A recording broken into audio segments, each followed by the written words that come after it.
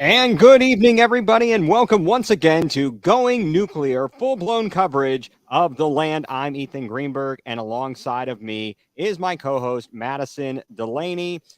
We are presented by Buzz Sports CLE. You can follow me on Twitter at egreen4325. You can follow Madison on Twitter at madtravels24, and follow the show on Twitter at Going nuCLEar CLE to join in the conversation, to watch the show. Let us know your thoughts about how we are doing. It was a crazy past week of sports. We haven't been around for a couple of weeks. We took the break on Thanksgiving. How was your Thanksgiving, Madison? It wasn't too bad. We had a good time. We did a couple of Thanksgivings between families, so we got to eat plenty of turkey. How was yours? Oh, it was pretty good. I got the in-laws up here, and despite what most people think and have their impressions about in-laws, I actually like my in-laws, so that's a plus. That is a plus. And every time they come, they are so helpful, and it's always great to see them playing with the kids. My father-in-law is in charge of the turkeys. We fry those bad boys up, and they are delicious. We still got some leftovers, but hey, they are actually good leftovers. I'm not too upset about that. So, yeah, actual Thanksgiving was good. Now, the Thanksgiving weekend, though, as we will now get to it here, because we got a lot to talk about, did not start off so well on Saturday with the Buckeyes in action against the team up north. Now, normally we haven't delved into Ohio State, but I feel like, you know, it's important to talk about Ohio State football because it is such a big part of even the Northeast Ohio sports landscape. And this is not just any game. This isn't your game against Rutgers. It's not your game against Northwestern, etc. We're talking about the big one, the game against Michigan. And for the second straight season, Ryan Day got completely out coached, and the team just got completely outplayed by Michigan and Jim Harbaugh. And it is rather disturbing because it takes me back to a time when I was growing up, and it was during the John Cooper head coaching era, pre-Tressel, and they could not beat Michigan, no matter who their coach was, whether it was Schembechler or Gary Moeller. They seem to always stumble against the Wolverines, and these past two seasons are unfortunately looking a lot like that. Did you catch the game? What are your thoughts? And maybe you got it from the social media reactions. I did actually catch the game. There's a good rivalry in my parents' neighborhood where I was for Thanksgiving, where we have a little Ohio State, Michigan rivalry across the street from one another. So every time Ohio State scores, that fight song gets played. The Michigan fans kind of put some stuff out early, thinking they didn't have much of a chance. So they posted some stuff on social media to that neighbor, the Ohio State fan. And then I think her husband was like, hey, like, we can't be doing that. And she was like, well, I thought we were going to lose. So I thought it would just be fun to get it in at the beginning. And we had the game on. We're not Ohio State fans, but my dad's from Ohio, so we have to watch. And it was hard to watch, I will say. I mean, I'm rooting for Ohio State, of course, even though I don't really have necessarily a dog in the fight. It was a pretty brutal game. There were some big miscues on defense, some wide open guys running, down the field for pretty easy touchdowns, which was a little disappointing, to say the least, I guess. I assume you watched. Yeah, absolutely. I sat here and I'm watching this thing unfold. Early on, we go down, we score on our first possession, we got a touchdown. All right, things are looking great. And then we had a couple more opportunities and didn't cash them in. And I started to worry, and I said, uh-oh, I don't like where this is headed. And really, things were under control until they went with an all-out blitz on 3rd and 9. They blow a tackle, and next thing you know, Michigan is off and running. They were like, hey, we can do this. And even being down 20-17 at the half, Jim Harbaugh went into the locker room with those guys and made the proper adjustments. They were prepared for this game, and they came out in the second half and they just punched the Buckeyes right in the mouth. They weren't even they were without their top player, their top running back, Blake Corum, whose season is over because he's having knee surgery. And they just kicked the snot out of the Buckeyes in the second half. And the defensive coordinator for the Buckeyes looked clueless out there. I love the thing that was on Twitter that they pull a mask off of Jim Knowles or whatever it is. It's Joe Woods in the I mean that's what it felt like. It was ridiculous. And so watching this 2 years in a row now, and watching the Ryan Day tenure, I mean he is uber successful, but when your season comes down to basically this one game. Yeah. Where if you lose this, if you don't make the Big Ten championship, if you don't get a chance to play for that title, you might not make it in the college football playoff and have a chance to play for a national championship, a title. Mm-hmm. It matters. It just matters. And you can't afford to lose those games. So even though it's only one loss, it's the magnitude of that loss is much, much, much, much greater in the grand scheme of things. And so I don't know. I start to think Ryan Day might be on the hot seat. I think he's got one more season. If he does not beat either A, and we'll kind of circle back on this, if they don't make it into the college football playoff, because we don't know how things are going to shake out. Right now, they're at number 5. If any of those top 4 teams, well, I shouldn't say that. Not if any of them. If Georgia loses, I don't think they're out of the top 4. If Michigan loses, I don't think they can replace them with Ohio State because of the head-to-head battle. They've got to count on either TCU or USC to falter. And if one of those teams falters, they're going to be in the CFP. All right, but let's assume if none of that happens, then they're not playing for a championship. They're playing in a meaningless bowl game. And I believe that CJ Stroud has already said, I'm probably not going to play. And we talked about this before. It's the who gives a crap bowl. It really is. These guys are like, I've got millions of dollars on the line, or at least some of them do. I mean, the top players do. And they've got the most to lose by playing in this extra game. They could get injured. They could perform badly. It's just not worth it for them to play in an exhibition game. So if Ryan Day doesn't get an opportunity to play for a championship this season, I really think next year is going to be a make or break season for him, where it comes down to that Michigan game. They could go 10-2 next year and not make the CFP, but if they beat Michigan, that's a huge deal. You can't lose to Michigan 3 times in a row. We saw what happened in Michigan. They kept losing to Ohio State, and they were getting rid of coaches left and right there. They couldn't, Brady Hoke, they couldn't find a person there who could match up, with what the Buckeyes were putting forward. So there's a lot of questions that you have about whether he's on the hot seat. And also, when you look at that, you say, why is it that his team is not succeeding where the team was succeeding under Urban Meyer and under Jim Tressel? What is he doing differently that he's not getting the most out of this team when they're playing their biggest game of the season? Yeah, I mean, it's definitely a valid question. And, although I'm not necessarily an explicit Ohio State fan, I do know a little bit about the rivalry situation where I went, where we have the oldest rivalry in the South. And nothing matters at Randolph-Macon unless you beat Sydney. If you don't beat Sydney, then it's not a good season. And that's, it's just kind of how it goes. Obviously, you're not lacking for talent at Ohio State. You get the best of the best, potentially is a concern. And I think it's Brian Hartline, I believe that's his name, the wide receiver coach, that he might be interviewing at Cincinnati, I think it was. So, if you lose him, he's one of your better recruiters on the wide receivers, and you definitely don't lack for talent in that department. You wonder what it is, because it feels like they've been going kind of south since maybe he's taken over. I mean, they've had games even this season where they played particularly well, but they've pulled out wins just because, purely they're more talented.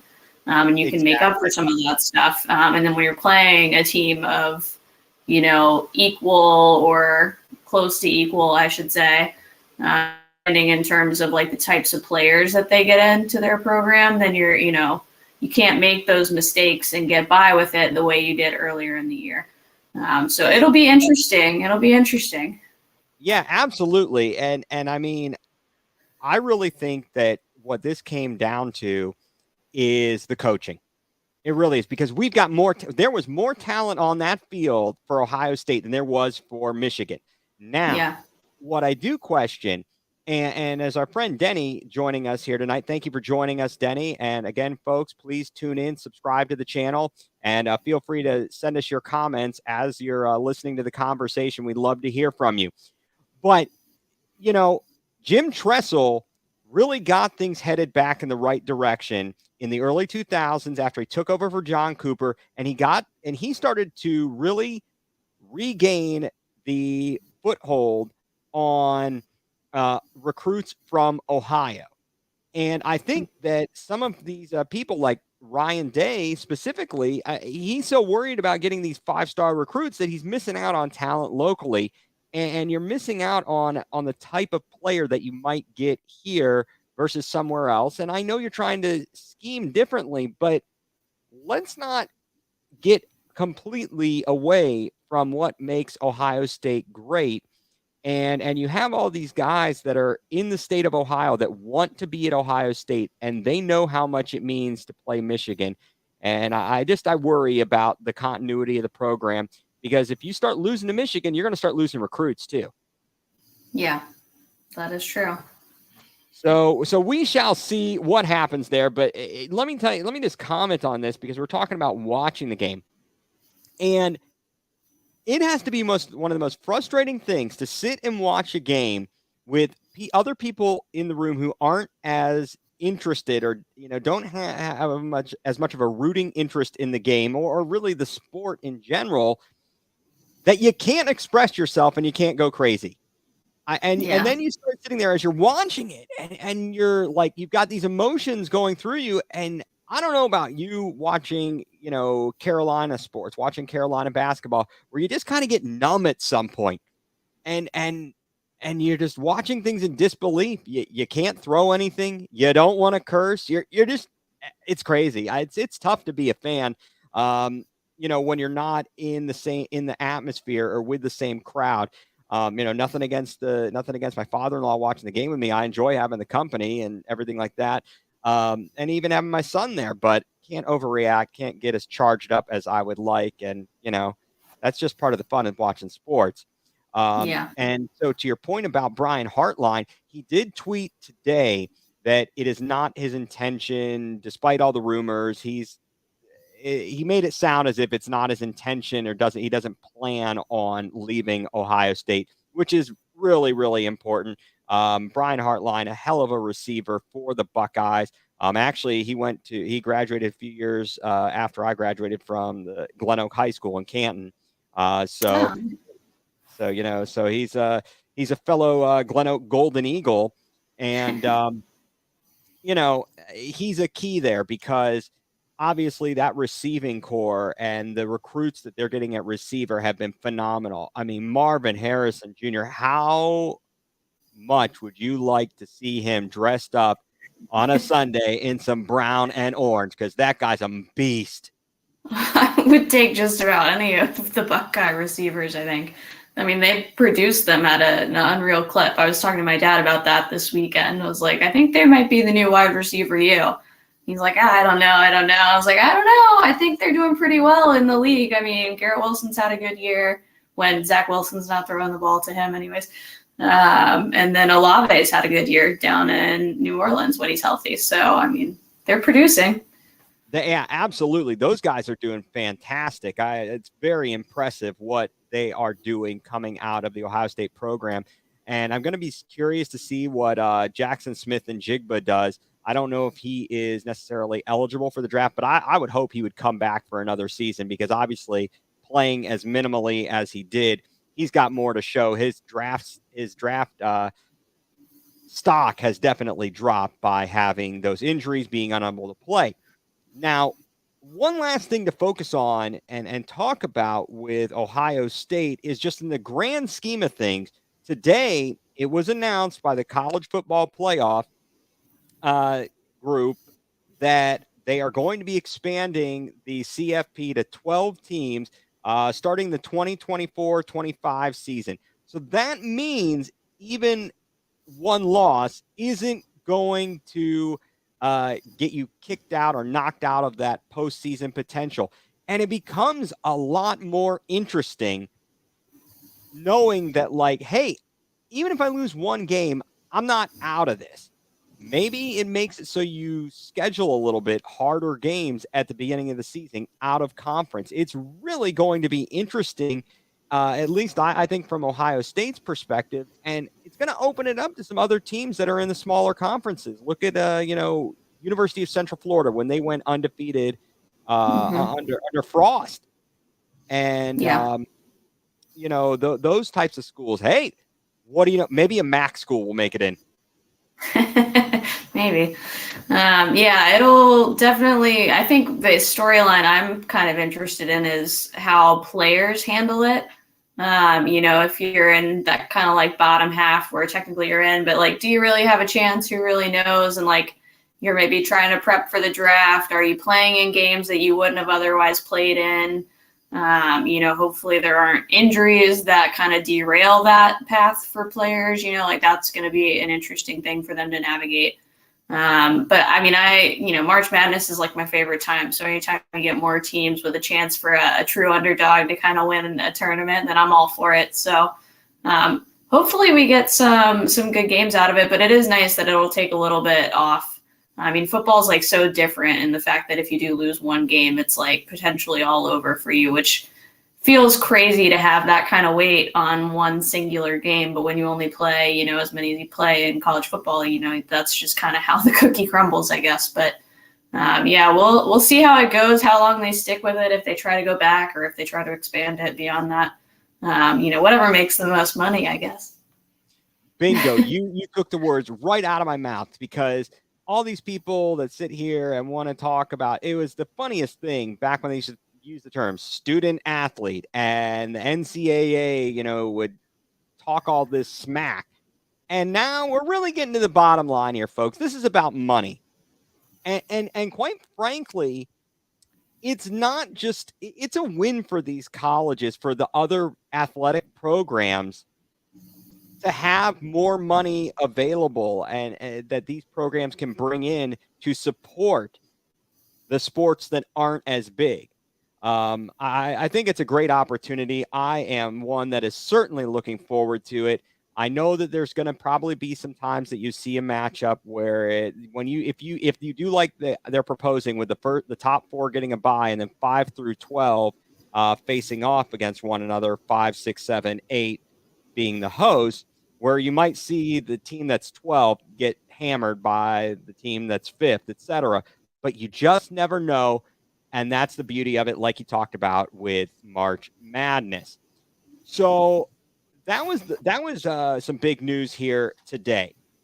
Last night here, the Cavaliers, they got a big victory over the 76ers, taking down Joel Embiid at the Rocket Mortgage Fieldhouse. The final score last night, 113 to 85. And we talked about defense in a prior show, and I commented on just generally the porous defense of the Cavs.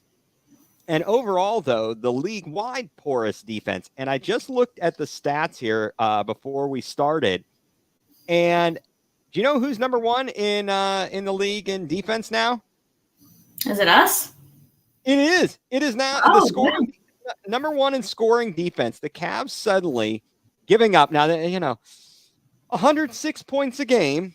Number one in scoring defense. I believe Dallas is second at 106.1. And we're right in the middle of the league in scoring at 112.9 points per game. But to hold Philadelphia to 85 points, I'd say that is pretty impressive to do that against a team with a lot of firepower. And obviously, we know that Philadelphia was without Maxey and they Mm-hmm. were without Harden, but they still Mm-hmm. have Embiid. They've got Milton. They've got Thibault. So they've got some guys who can put the ball in the net. And on the other side for the Cavs, hey, they're without Love. They're without Allen. They're without Stevens. That's an impact on the Cavs offensively and defensively.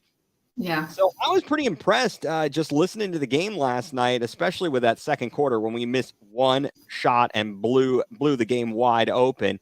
What were your thoughts watching that one?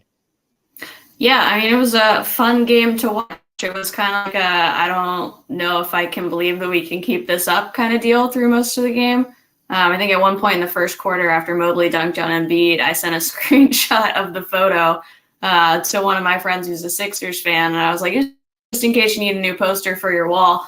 I was like, well, just go ahead and send this to you early since we'll probably lose a lead because, we tend to struggle without Allen. But it was almost like because we had a real focus on the defensive end, it was, whenever Embiid gets the ball in these specific areas, we double immediately. And I think for that reason, they were really locked in because they had a really solidly set plan. And they knew exactly what they needed to do and who they needed to stop, and they knew their rotations. And they generally just caused chaos on the defensive end. I think it frustrated Embiid a lot, which I think we saw with his technical. I was a little worried after he got that technical because I thought we maybe woke a sleeping giant, but it ended up being fine, of course. But I thought Mobley really started off playing really, really well. I thought I was really impressed with him both defensively because he's stronger than he was his rookie year, but he's not quite Embiid strong, so he really held his own. Yeah, I was looking at reading an article, and I think it said maybe Embiid is 280 pounds and Mobley is 215. That's a Yeah. big difference. That's a man versus a boy right there.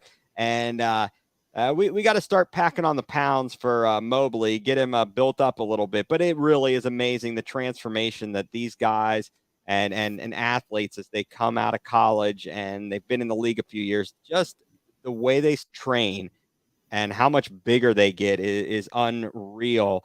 But yeah, great game for the Cavs. And they even got a chance to give some guys some rest. Didn't have to play them 35, 40 minutes. I mean, Mm-hmm. and you look at the stats, Garland led the way, 21 points, and 9 assists. He played 32 minutes. Mitchell, he had 18 points, 6 assists. He only played 26 minutes. And then Mobley, he only played 24 minutes, grabbed 16 points, 8 boards. I mean, that's fantastic. Of the starters, Dean Wade played the most minutes, or I take that back. Actually, I said that wrong. Garland did have 32, but not too bad. Dean Wade 31 minutes. So I think that's a win all around for the Cavs, and especially coming off of that tough losses in Toronto and again in Milwaukee. And in Toronto, we just couldn't hit a shot. The stats say we had a crap ton of wide open 3-pointers that we just could not knock down. And that is the difficult part, I would argue, about today's NBA, where there is so much jump shooting. If the Mm-hmm. shots are not going down, you're going to be in trouble. And that's they ran into it. And in Milwaukee, they come out like gangbusters, and they're playing great. And then I don't know what happened. They came out in the third quarter and just got completely obliterated. I mean, what is it with our teams going into the locker room and coming out and not seeming to remember how to play? I'm not sure I quite get this. Yeah, the third quarter of the Milwaukee game was a little frustrating. I think there were a couple of people that texted me I thought you guys won. You were up by whatever we were up by, and then it turned into what was it, a 25-point swing or 20-point swing, something like that. Maybe even worse than that. Yeah, that was pretty brutal. I don't know if there's really an easily explainable thing. I mean, Giannis is Giannis. We did a really good job defensively on him the first time we played him. The second time, I think we let him get downhill a little too much, which, maybe to be expected. I think that the game we lost Allen in. I think it was. Yes, Pretty that was early. the game that Allen only played 12 minutes in the game. He went down, he fell on his lower back, and it looked like his lower back and his hip. And he's not going to play again tomorrow. And he is such an important piece to Yeah. the front court on both the offensive end and the defensive end. It will be great to see him back in the lineup. Fortunately, coming up here, we've got Orlando tomorrow. Sunday, we're at New York. And then next week, we actually host LeBron and Anthony Davis and the Lakers. That ought to be a good one, or at least an entertaining one. I don't know how well we're going to match up with them. Who knows what team is going to show up from LA? On one hand, on one hand, I kind of feel bad for LeBron. On the other hand, I don't, because you're getting exactly what you asked for. Yeah. You want to build this team to be a certain way, and now they didn't do it for you, or they didn't get the right people around you, and so now you're kind of stuck with this. And yeah, some days he is LeBum, other days not so much. But I watched part of the game last night. God, Russell Westbrook, is it Russell Westbrook, or is it Russell Westbrick? I'm not getting how he was able to average all those triple doubles and do the things he was doing in Oklahoma City, other than just possibly being a ball hog. I really don't know. Although then you put in the assist category, so that's not really hogging it. Yeah, Yeah. I'm pretty perplexed by the whole thing. But overall, Cavs hanging in there. 14-8, 22 games through the season. So just over the quarter point of the year. And we're sitting third in the conference. And Boston, they've got 4 losses, 2 to the Cavs Hmm. and 2 to the Bulls. That's crazy. Are the Celtics for real? I mean, they did do well last year, so I think it's hard to say that they're not for real. I mean, they are good generally. They're really disciplined. They're going to give you a fight on the defensive end every play. Them. That's just the mentality that they have. So I think when they do that, they give themselves a chance in any game. And then you throw in, you've got Tatum and Jaylen Brown, and they're getting buckets on the other end. It's a pretty nice formula that they have going on over there. But it is nice to have 2 wins against them under our belt. I mean, that's, those were big wins that I don't know that we were necessarily expecting. I think both of them we were without Garland, if I'm mistaken. I can't remember the second one exactly at Yeah, this point. I'm pretty certain that we were without Garland at least for the first one. And not sure about the second one. I'm actually going to pull it up here, look at the box score, see if I can figure that out. The first game is when Mitchell and LeVert went crazy, where Yeah. LeVert had an out of body experience and scored 41 points, and that was Yeah. crazy. And to be able to win that game on the road, that was big. And then in the matchup here, if we take a look at it, seeing what they did at the game in the game in Cleveland that went to overtime. Let's see if we had Garland in that game. If how your memory is serving you here on that one. No, I take that back. The one where LeVert went crazy. Let's see. Oh no, I forgot. Both of them were in overtime. So overtime there, that was the LeVert game. And then let's see, what was the one in Cleveland? The one in Cleveland for the Cavs, that was a 114-113 win. And in that game, we did have Garland that game.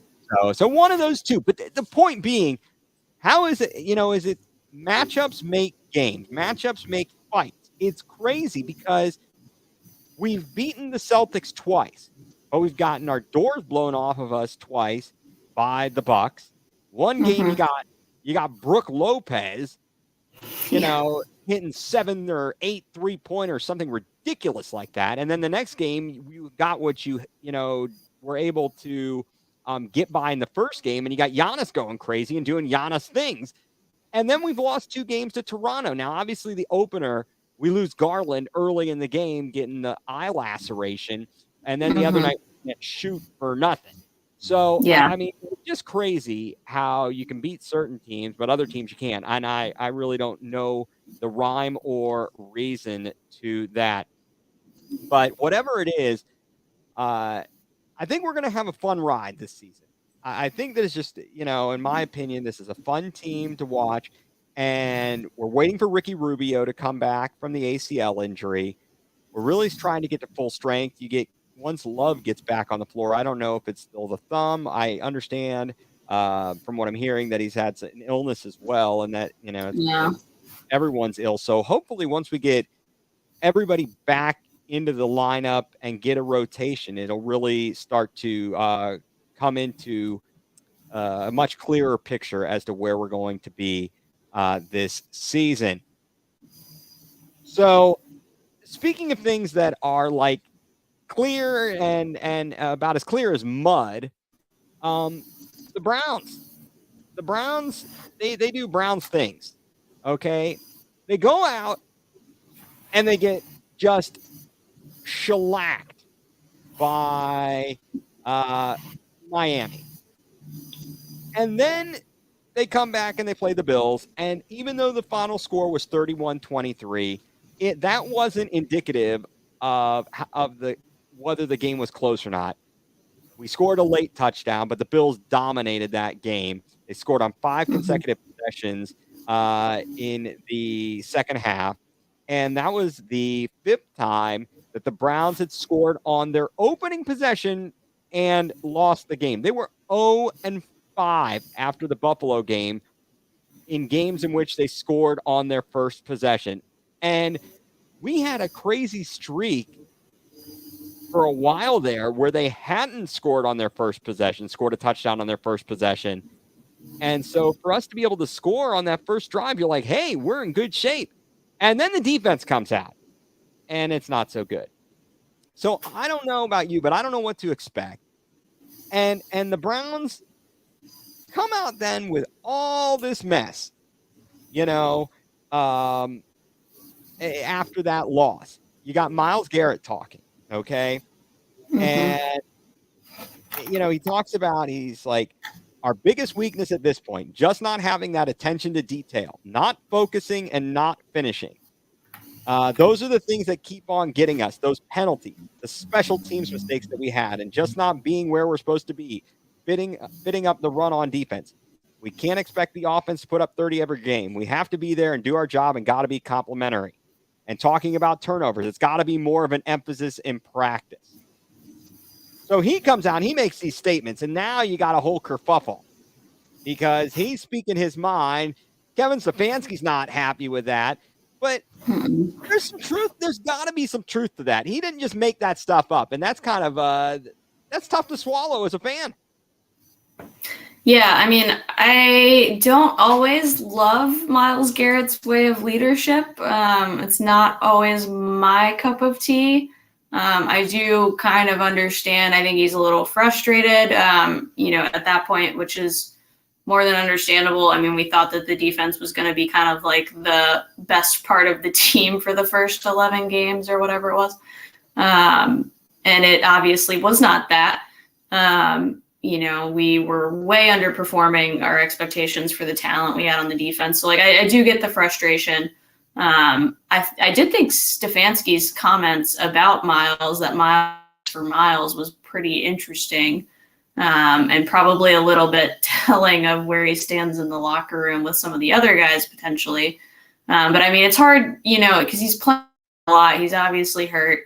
And you like that from a leadership standpoint, but sometimes he makes some comments where I'm like, maybe we could have just not aired that out in front of everybody. But I mean, I'm sure they've tried, behind closed doors, players only meetings.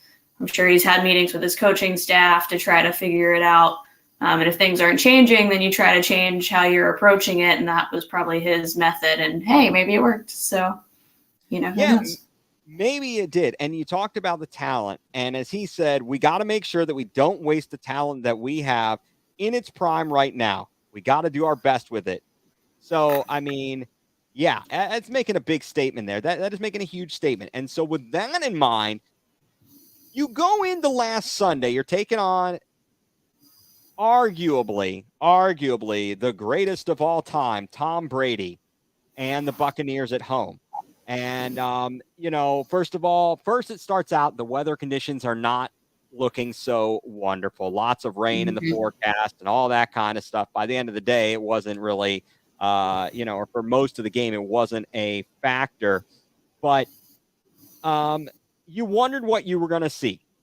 So once again, Browns come out on offense, go down the field, and they score a touchdown by someone who we apparently drafted. This guy, we dusted off the cobwebs on Anthony Schwartz on an Mhm. end around. If that play doesn't work, we are getting, man, Of Stefanski is course. getting hammered for that. But Of it course. worked, and we got the touchdown, and I think that was a just a really good way to get him involved in the game plan, in the offense, and to throw a little bit of a wrinkle in things for the Browns to get on the scoreboard first. But just like usual, the defense shows up. Tom takes the Buccaneers downfield. They get it scored. We're tied at 7, and we go into the half. If it was 10-10 at the half. All right, so we're thinking, hey, we're in good shape here, right? And then Tampa Bay comes out. They take the lead 17-10. I don't know about you, and I'll ask you, but for me, I was thinking obviously not the most in the most positive light. I'm looking at the score. I know we're still in it realistically, but I just I had this terrible feeling that we wouldn't be able to even get the tying touchdown. Where were you as the game was going on through the third quarter and into the fourth quarter? Yeah, I mean, they kept popping up that stat about the time between touchdowns in our last handful of games, which, gives you flashbacks of the defense being like, okay, well, we stopped them a couple times. Like, you want us to do this every time? Absolutely not. We're going to give terrible effort on this drive. And so, like, in the back of your mind, you're like, okay, well, this is the time where that happens. And you got helped out a little bit by some of the coaching decisions and, whether to go for it on fourth down. And you're also thinking, like, that's Tom Brady over there. Like, what are you doing? If you don't want to go for it, that's your loss. Literally, I guess, at this point. But yeah, I mean, that was kind of the vibe, I think, is like, I've seen this before. I know how this ends. Like, we're going to give up a huge chunk play run to a nobody that we've never heard of. And that's how this game will go. Or then Tom Brady's going to beat you over the top. Like, that's just, the way you would think it would go. And that's kind of where my line of thinking was, I think, for most of the third and fourth quarter, pretty much right up until the end. Yeah, absolutely. And you talked about that nobody, running back for our opponents this season that have come out of nowhere to go berserk on the Browns running defense. And for whatever reason, Bowles went away from it. And I don't understand that because they sat there and you heard the announcers talking throughout the game. Well, Todd Bowles was surprised in some of those games that Kevin Stefanski went away from the run as quickly as he did. What did he do in the game? He went away Yeah. from the run, and it was like, okay, fair enough. That sounds great. I mean, I'll tell you, I know they were trying to pick on Martin Emerson, throwing to Yeah. Evans, but Emerson held his own.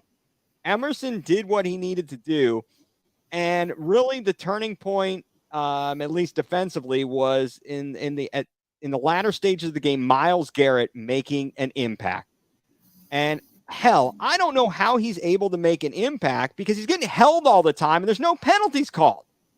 Yeah. It's crazy what It doesn't should get be at called. least one. At least one should be called every game. Like, there's no way you tell me we go a whole game with no holding calls on Miles' side of the line. Like, it's not possible. And I Yeah, get you can't call everyone, and that's kind of what they're banging on is, like, all right, they're not going to call it all the time, so we can do it all the time, and they'll call it once in a blue moon, or not at all, as the case usually is. yeah, absolutely. And what Garrett did out there, was just fantastic from the perspective that he was playing hurt. He was in pain, but he did what needed to be done. And I'll take that from a leadership role. You talked about, Yeah. some questioning his leadership style, but he went out there and he showed something on Sunday. Now, my question is this: why is it that he doesn't seem to always show that every Sunday? It's just weird. It doesn't, maybe it's just from the non-professional eye watching this thing that it doesn't always look like he is completely in the game and giving you everything he has and making that type of an impact. So, I mean, yeah, it was just one of those things that you're happy for, yet you're frustrated. You're happy that the defense showed up, but you're frustrated. You saw the offense do what needed to be done. It wasn't, Chubb obviously had a fantastic game. He gets 26 carries, including the overtime, 116 yards. And by the way, we're 4-0 in games in which this season in which Chubb has 20 or more carries. And we have how many wins? Oh, yeah, we have 4.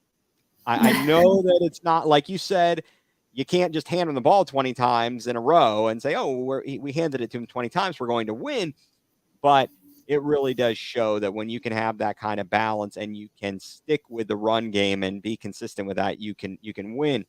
And, and Jacoby Brissett, he stayed strong in there in the pocket. He got a couple of key plays with his legs, and he kept faith in himself. I mean, that was a pretty impressive fourth quarter drive. I know we started on a short field to get the tying score, but on a 4th and 10, you're able to throw that strike to Njoku. And I mean, I know that he was saying in the post game he was concerned he threw too high, but man, what a catch! That one is gonna be living in our memories for a while.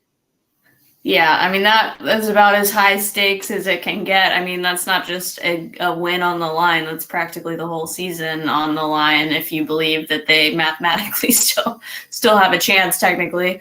It's a slim chance, but it's a chance, and it would probably be down to 0 had he not come down with that. I mean, it was just kind of an unbelievable moment that just doesn't happen to us, like it just doesn't happen to Cleveland sports teams, especially against Tom Brady. Like that definitely doesn't happen to us. So it was great to see. It's, good for Njoku. He's, obviously been kind of battling some injuries throughout the year. I think he's hurt again right now. I think he's got a knee injury, so hopefully he's okay. But I mean, he's had a good year, and I think he's really justified why we paid him the money in the offseason. Yeah, definitely. And Tom Brady, I had the stats somewhere here, and they talked about it during the broadcast about the number of times he was like undefeated with his team leading by 7 points with less than a minute to go. His team had never lost a game, and the Browns just broke that and gave him his first defeat. They went on to win in overtime, and really they kept the season alive. And now that really turns our attention to this week. We're going down to Houston, and then there's this guy who's coming back to play quarterback, Deshaun Watson, and obviously the news around him and what he has brought to Cleveland has been focused on everything off the field is what we've had to deal with ever since we acquired him. And now we're finally going to get to see him on the football field. But in these days leading up to it, he met with the press today. And I want to know from a fan's perspective, from a woman's perspective, what have you thought about his statements that he's made to the press, before today and today? Yeah, I mean, I guess he's not technically allowed to say much, and it's hard not to feel like it's kind of like a cop-out answer, I guess. Like you're protected by, I have open cases, I can't speak on it kind of thing. And I do get that. There's been a couple things he said kind of leading up to the season. Like, I think I can't remember the exact quote, but something along the lines of like not needing to go to like the equivalent of like therapy to like deal with the situation, which I believe was part of his requirement for the league. So he's doing that now. And that part I didn't love because like even if he truly did not do all of that, I still feel like you maybe put yourself in a questionable situation where maybe you should at minimum go and like learn how to not do that in the future. And it's hard because it seemed like he was such a high character guy coming out of Clemson. He seemed like a good person. Clemson, obviously Dabo has nothing but good things to say about him. And so when all that stuff came out, it was kind of like, well, that doesn't really like fit exactly with how I thought he was. And, granted, you don't know him. You're not, friends with him. You've just seen him on TV. But he does seem to care a lot about his community. And what I think will be interesting is like, I was watching back the Redeem Team documentary. You forget kind of all the stuff happening with Kobe at the time. And like, obviously everyone kind of came around to forgive him. And granted, he did that work to like allow that to happen. And he's been a super advocate for women's sports, of course. And so like that kind of got pushed to the side and the back burner where that's not the first thing you think about. And so it'll be interesting to see how Watson handles that and if he's able to do something similar. Obviously, there's a lot more people involved in this scenario. A little less in terms of the Kobe thing, the comparison there in terms of the allegations, but obviously all bad. So it's hard. It's like, you don't really know what to say. And, I am a pretty big advocate for women and I advocate for believing in all women. I do think it's an interesting thing that some of them are going to the game. I would not react like that, but it doesn't mean they can't. I would just think you wouldn't want anything to do with it. And it feels a little attention grabby to me. But, I'm not in their shoes, so I don't want to say like, you should react exactly how I would. So, I mean, who really knows, I guess, what happened and their reasons for going. But it will be an interesting side and see how, like, the broadcast handles it even. Like, there's just a lot of storylines and it'll be a really delicate balance between handling those. Yeah, absolutely. And for one, I'm going to, I'll say this during the broadcast, I would hope they are going to be focused on the football and they're not going to make it into a circus by going over in the box. Here's Tony Busby and 10 of Watson's accusers. No, they need to be focused on the football. And I think they will. I really do think that they will. They don't want any of this going on because again, this is about making money. This is about having viewership. And they're not going to go there. You touched upon the thing with Watson and his answers or non-answers. And from working in the legal field and having a little bit of an understanding and thinking about it and processing it, he's still got one civil suit that hasn't settled.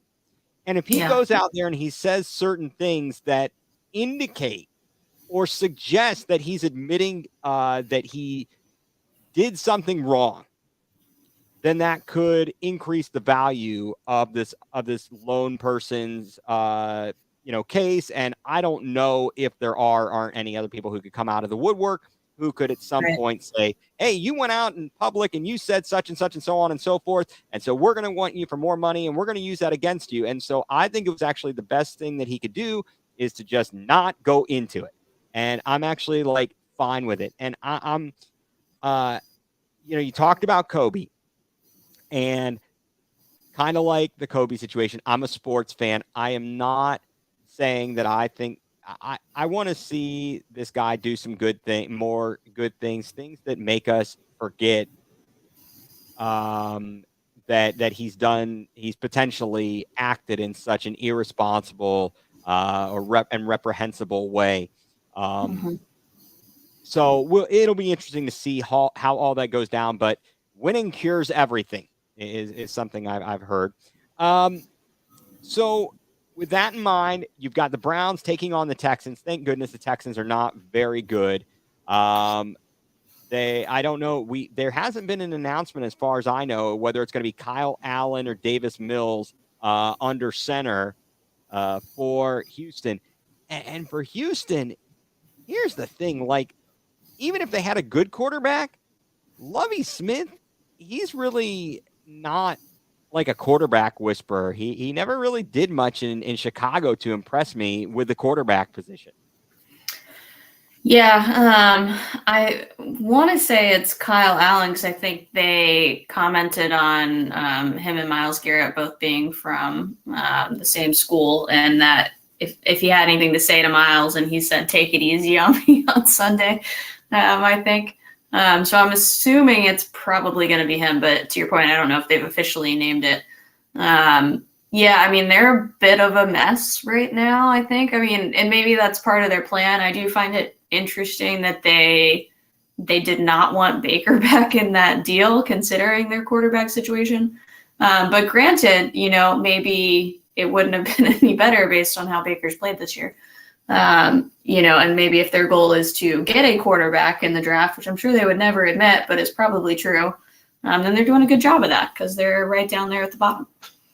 Yeah, absolutely. And it'll be interesting to see who is in the quarterback class. I know that they're talking about Bryce Young out of Alabama, Yeah. CJ Stroud out of Ohio State.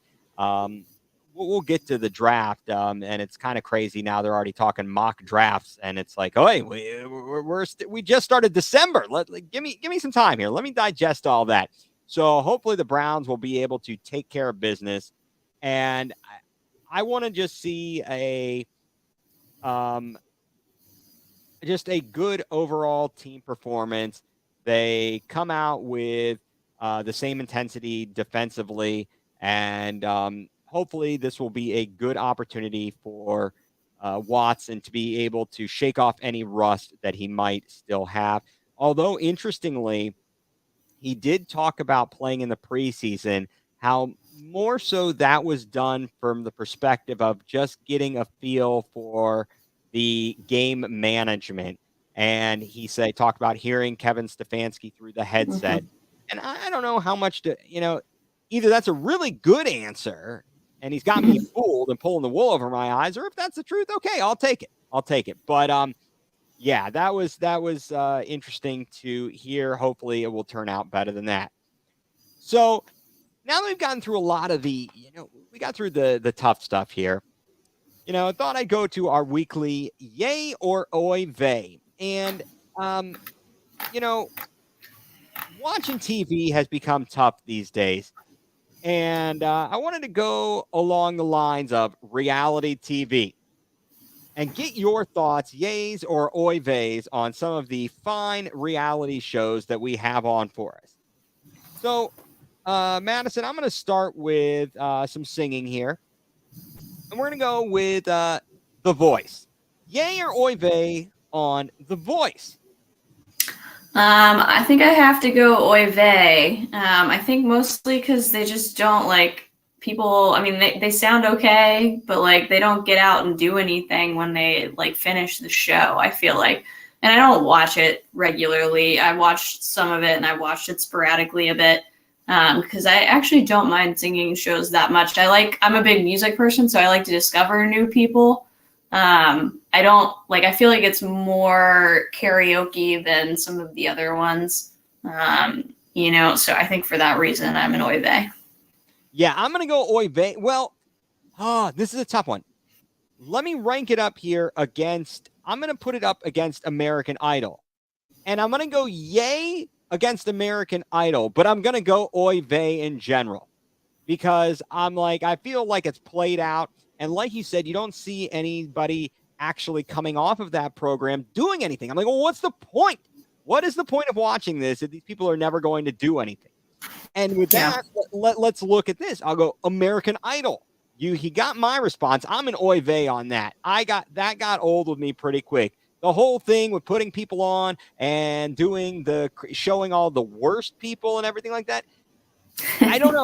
I just think about musicians and what I want to see. I understand it's about singing, but I want to see people who can write music and really establish themselves, because I think being a good singer is only one piece of being a musician. What say you? I will say American Idol is one that I do actually tend to watch. And it's interesting because I think for a while there, they did do a lot of that stuff that you're talking about. And more recently, they've been a little more focused on the creative types. And a lot of people actually sing originals for their, that is a classic American Idol moment. Yes, it A lot of was. people, yeah, are they're singing originals and they're playing them kind of like down into the top 10. Sometimes they'll bring it back. But they're also, I think, just playing old songs in creative ways. And I always like to hear like a different spin as long as they don't totally butcher it. If you butcher it, like you're dead to me forever. But a lot of them do really well with it. And they find a new way to bring life to that song that's maybe been around for a while. So I'll say yay. All right, fair enough. Fair enough. Okay. Well, I don't know. Let's go rip through at least a couple here. Dancing with the Stars. I'm going to go oy vey on this all day long because I'm like, these people aren't stars. They've run out of stars. And in fact, it was so bad they couldn't even carry it on the network anymore. They like moved it over to streaming. That's how far of astray they've gotten from the stars. And I'm like, no. I think back in the day they used to show a program on PBS about ballroom dancing. And I'm out on that. I'll be a yay, but I don't watch Dancing with the Stars. But I'm a yay just because you get to see people out of their element and doing something they don't normally do. And it's kind of fun to see them progress through the season, I guess I allege, because I, again, have never watched it. All right. Now, I'm going to go with a fun one here, at least I think one. And these two things I had in my list, they kind of fit together here. Shows on Discovery Channel, the Learning Channel. Dr. Pimple Popper. Are you a yay or an oy vey on Dr. Pimple Popper? I am a very firm oy vey on Dr. Pimple Popper. That is an absolute no for me. Yeah, I don't know. It's one of those things like a car crash. You know, you can't help but look. I'll be going through the channels and I'll say, oh, Dr. Pimple Popper's on. And sadly, I'm watching it and I'm going, oh man, what's she gonna cut out of this person? And that stuff is just gross. That is some gross stuff. And then if you accidentally ever click on one of those things, like in a Facebook feed or whatever it is, then all of a sudden you're seeing some weird videos. You're seeing some crazy stuff coming up there. Yeah, that's it's a bit not, it makes me want to hurl. It kind of makes me want to hurl, but it's all good. It's all good. Yeah, I got to question a lot of this stuff about the Discovery Channel, the Learning Channel, and their whole line of programming that they put on, because I feel like, what are we watching? Why is this even on TV? Have they run out? I guess they've run out of ideas is all I can come up with, on that front. Yeah, I don't watch a ton of Discovery Channel. I definitely don't watch My 600-Pound Life. But yeah, I will watch a UFO show if it's on. That's my my thing that I watch. That's like, why am I watching this? Just because it's entertaining. Yeah, I guess that's like a guilty pleasure right there. That's a guilty pleasure for you. And that is all right, and that is okay. We all have our dirty little secrets about what we watch on TV that we won't admit to anybody else. I'm sure there are things that I watch that I probably should not ever let anyone know that I watch. But yeah, I gotcha. So now we move on to that time in our in the show where we talk about things that are making us go nuclear. And so, Madison, I hand it over to you to tell us what's got you going nuclear this week. Well, it's the World Cup, and that's been a real enjoyable experience so far. The U.S. made it on through to the knockout stage. So that's good. But what did not sit right with me was the amount of people saying how proud we should be of a tie with England. I was just very frustrated with that. And I mean, I understand, like, in terms of placement and ranking, that England is well above us. But we outplayed them for much of the game. And to be honest, a tie was kind of not what we should have had out of that game. We should have gotten a win. We put plenty of, I think passes into the 18. We didn't finish them. And so the amount of people that are like, oh, we should be so proud of the tie. And like, I think they're doing it with Canada too, where like, Canada went in, they got knocked out, and they're like, but they should be so proud. And it's like, that's not how you get better. You're not proud of a tie. You're upset over a tie. That's how you get better. You don't settle for a tie. And like, that's, one of the other things I think when you're trying to get people into soccer, football, whatever you want to call it, I guess, as the commercial goes, part of the reason people don't like it is like, what games end in a tie, even though technically football does now. But like, it's like, who ties games? Like, that's just, there should be winners and losers. And so to go out and put out to the American public and a lot of them turned out for that game, there was a lot of, good numbers in terms of viewership on that one, to be like, oh yeah, well, they did great. It's like they did do great, but they should have done better with the chances they had. And they should have put one, away and come out with a win. And then we wouldn't have been so stressed in the game on Tuesday. But, they got it done, so it's okay. There's no more ties going forward, so we can only be proud of wins and their effort going forward, if they do get knocked out. But they have a path. Much like the Browns, they have a path. It's a small chance, but it's there. Absolutely. No, I agree. This whole thing about, well, first of all, I would say that to your point, you shouldn't just be like, pleased with or like, oh, we should be proud of a tie. No, you said this to me. That's a loser mentality. It is. You got to go for the win. And I'm sure the players aren't, happy with a tie. They wanted to win. But for the public, it's this whole attitude of like the participation trophy and oh, well, you did your best. And it's like, come on, have some pride and you want to get the win. That's what sports is about. Sports is about winning. And so it drives me nuts when you have the person who is happy or satisfied with merely going out there and being in the competition or at the game. So as you brought up the World Cup, there were a couple things on my list that had me going nuclear. All right. When you're talking about soccer, you get the people in the media here and the fans who are critical of soccer and how boring it is. Well, you know what? The same jacklegs who are not interested in a 0-0 draw are the same jacklegs who will sit 3 hours watching a baseball game because it's a great pitching duel. Yeah. There's no action. It's even slower of a game. You sit there and watch the guy throw over to first base 20 times the first time somebody gets on. It's crazy. So cut the crap, okay? Maybe you don't like it because you don't understand it and you don't want to understand it, and that's fine. And I understand, yeah, there's some, when you see maybe youth soccer and they're just kicking the ball back and forth to each other and there's no order to the game, yeah, it's not pretty. It's not that exciting. But you know what?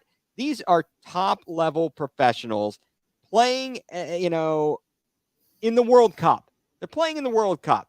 You got the people in the World Cup. You got people, you talk about, you watch the Premier League. And, heck, you even want to go so far in Northeast Ohio, you want to talk about indoor soccer. Canton Invaders. I got my Hector Marinero jersey for the Cleveland Crunch hanging up behind me. And you know what? They loved soccer. Indoor soccer was very exciting. And it drives me nuts that people are so unappreciative of something just because they don't want to understand it. It drives me nuts. It has me going nuclear. I would love to see people actually embrace this. And for the same people who don't like soccer, tell me how golf is exciting. Please tell me how watching golf is exciting. I'd rather watch paint dry, okay? All right, that has me going nuclear. And one more that is something that miffs me is when they go to the crowds and they pan in the crowds at college sporting events. All right, now there's a ranking system. And you know which team is ranked number one, right? Why is it then that the people in the crowd see the camera? Yeah, we're number one. No, you're not number one. You're like number 20. You're not number one. I don't think you should be allowed to say you're number one and even flaunt that out there because that's not what you are. You're only lying to yourself. And you need to take a step back. You need to come back to reality here. The whole number one thing, it would be like if I walked out and was carrying a mug that said I was world's best dad. I can't quantify that. I can't prove that. There's no ranking system there. I think this is just silliness that they're out there with the we're number one and all that nonsense in the crowd for college games. That definitely has me going nuclear when I am watching the college sporting events. So we have got a big weekend coming up here. The college conference title games. Friday tomorrow is the Pac-12, I believe, is the Pac-12. And so if you're a Buckeyes fan, you're obviously going to be rooting for Utah to win that. And then the Big 12 championship, you're going to be rooting for Kansas State to upset TCU and see if Ohio State can't back its way into a playoff. And make some noise. I sure would like to see it. Don't tell me that you don't think they deserve to make the playoffs or don't want to see them make the playoffs, because if they make the playoffs, that means they have a chance to win a championship. They might even have a chance to match up with Michigan and get some revenge there. I want to see that. And the Cavs will be back in action tomorrow night hosting Orlando. So Madison, as usual, always appreciate your time and being here with us. And folks, we are sponsored, presented by Buzz Sports CLE. Want to thank Craig Fountain. Follow us on Twitter. I'm at egreen4325. Madison is at Mad Travels 24. And you can follow the show on Going nuCLEar CLE. If you're watching on YouTube, please go to YouTube, subscribe to our program. Share this with your friends who are Cleveland fans, who are fans of sports, a little bit of comedy mixed in there. And we would love to have you join in. Please send us your comments. Thank you, Denny Clutter, for joining us this evening. Sorry that we didn't have Factory of Sadness for Life. He's usually got lots to say, and I figured he would have had a lot to say about the Ohio State game and so on and so forth. So once again, folks, thank you very much for tuning in to Going nuCLEar, full-blown coverage of the land. And that's going to do it for tonight's program. We'll be back next week with more exciting coverage of Cleveland and Ohio sports. So for Madison Delaney, I'm Ethan Greenberg. You've been watching Going nuCLEar, full-blown coverage of the land.